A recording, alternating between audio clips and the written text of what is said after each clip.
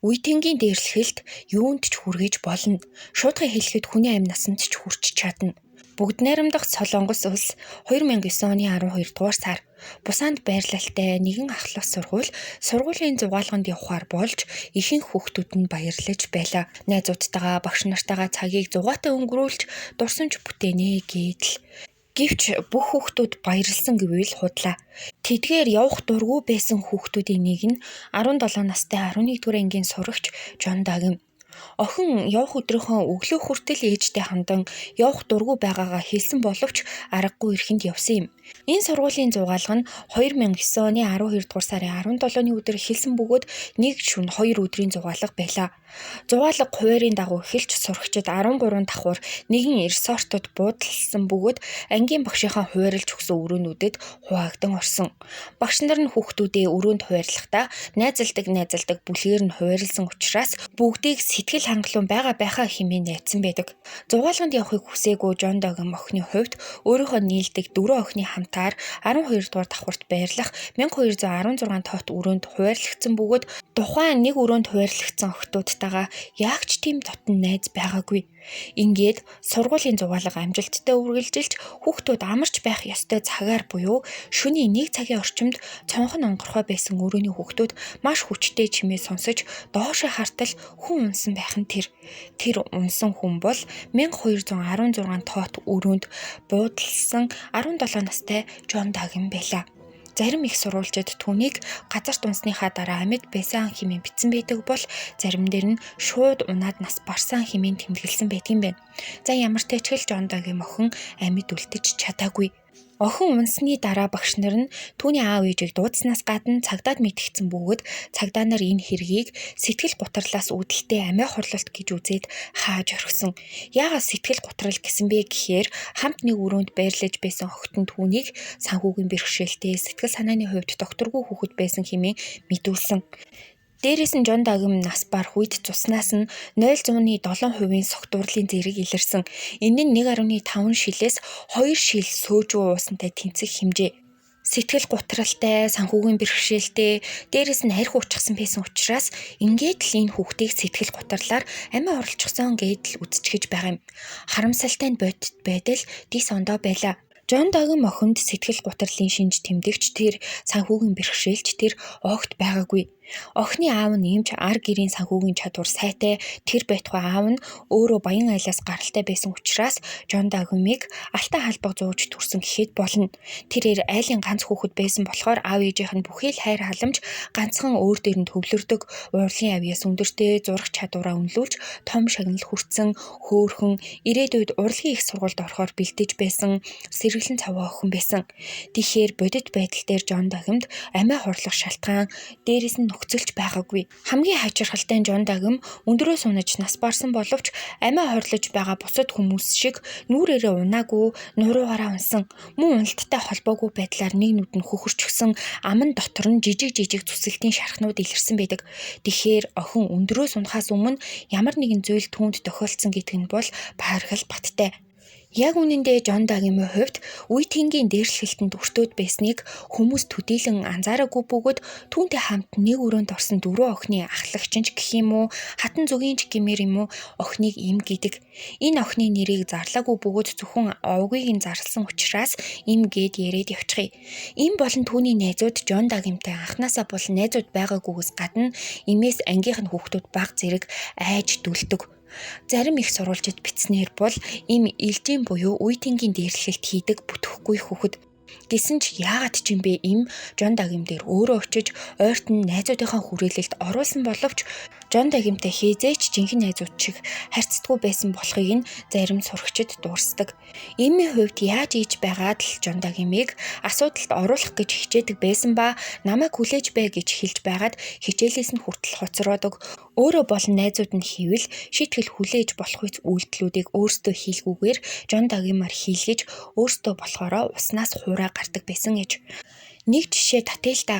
Сургуулийн зугаалганд согтууруулаханд авч явах нь хориотой зүйл боловч Жон Догим зугаалгын өмнөх өдөр 4 шил сөөжүү 2 лаз шар айраг худалдан авч зугаалган дээр авчирсан бөгөөд өөрөө согтууруулахундаа хэрэгжилчихсэн байсан боловч энэ болон бусад 3 охин огт согтож янз бүр болоогүй байсан.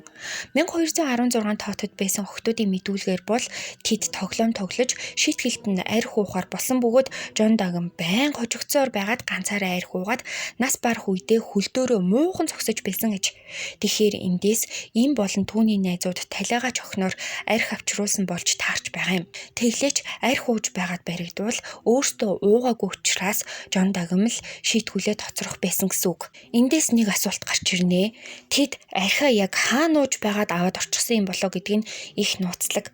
Багш нарын тэмдэглэлээр бол тэд сурагчтай нэг бүрчлэн шалгаж арх болон бусад хориотой зүйлс нэвтрүүлэхгүй байдлаар өрөөнүүдлүү нь оруулсан аж.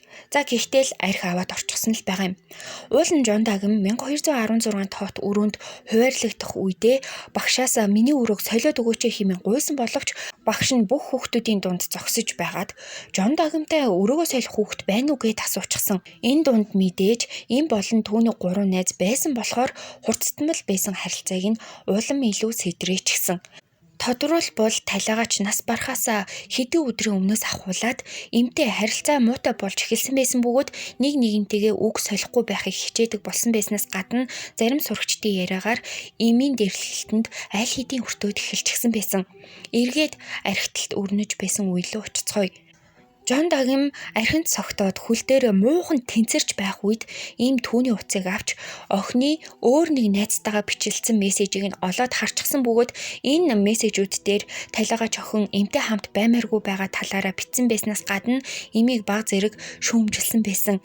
Яг энэ мессежүүдийг харсныхаа дараа ийм Жон Догимын үснээс нь зулгаагаад хажуу талын өрөөлөө буюу 1217 тоот руу орсон бөгөөд энэ өрөөнд ангийнх нь өөр 6 охин буудалсан байсан. Ийм талигаачийг дагуулж орж ирмэгцээ шуудхан л нойлын өрөөлөө чирч нүрийг нь усанд дүрхийг оролцсон ба үүгээрээ дамжуулж согтсон Жон Догимыг сэрэх гэж оролцсон. Одоо бодвол сэргээж байгаад л маргаа эхлүүлэх гэж байсан байх. Гэвч охин олигтой сэрээгүй тул ийм түүнийг дагуулад буцаад өрөөлөгөө яваад өгсөн. Харин 1217 тоотын охтууд энэ үйлдэлийг төдийлөн тоогоогүй. Магадгүй эмээс айсан байхыг ч үгүйсэх аргагүй юм.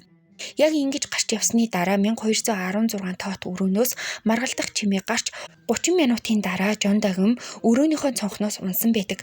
Тухайн үед өөр сургуулийн сурагчид ч бас тухайн ресортод буудаллаж байсан бөгөөд 1216 тоот өрөөтэй зэрэгэлдээ цонхтой байсан сургуулийн сурагчдын мэдүүлснээр бол дагтан дээр тоглож байх үед 3-4 эмэгтэй хүн инээлдэж байхыг сонссон ба үүний дараахан талигач унах чимээ гарсан.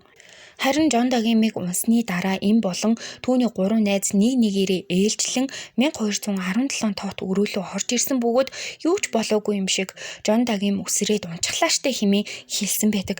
Гэхдээ тухайн өрөөнд хийсэн дуршилтын үр дүнгээр бол Жон Догим ганцаараа нуруугаараа харсан байдалтайгаар цонхоор унах боломж огт байхгүй.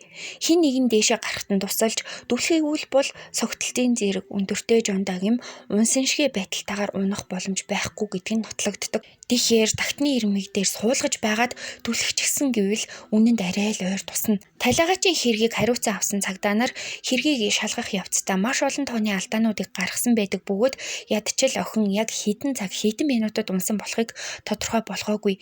Дээрээс нь 1216 тоотод байгаа охтоос мэдүүлэг авах үедээ үг хэлн яг цав таарч байгааг огт тоогоогүй. Бас сургуулийнх нь гаргаж өгсөн үнэн худал болох нь мэдэгдэхгүй архийг шалгаж оруулсан гэдэг үгэнд нь итгэчихсэн. Яг үнэндээ хэрэг гарах үед багш нар нь шавь нартайгаа нийлээд арх уугаад байж байсан болох нь хүртэл сүулт тогтоогдсон. Хамгийн аимшигтай нь багш нар нь сурагчдаа дарамталж Жон Догимын талаар юу ч хэлж болохгүй хэмээсэн байсан бөгөөд хэрвээ хэлэх юм бол сахилгын шийтгэл оногдуулна хэмээн сүрдүүлсэн байсан болохоор сурагчдын үгнээс ямар нэгэн нотлох баримтат болох зүйл олдоогүй юм. Магадгүй сургуулийн зүгээс сэтгэл готралтай ядуу охин арх ууж байгаад амиа хорлсон гэдэгт итгүүлэхийг хүссэн байх. Зарим хүмүүсийн яриагаар бол Жон Догим газарт унах үедээ амьд байсан ба арай ч ингэн гэж бодсонгүй уучлаарай ээжээ хэмээн давтан хэлж байсан. Тэгэхээр эдгээр үгс сэтгэл готралд ороод сэтгэлээрээ нас барж байгаа хүний хэлэх үгс биш байгаа юм.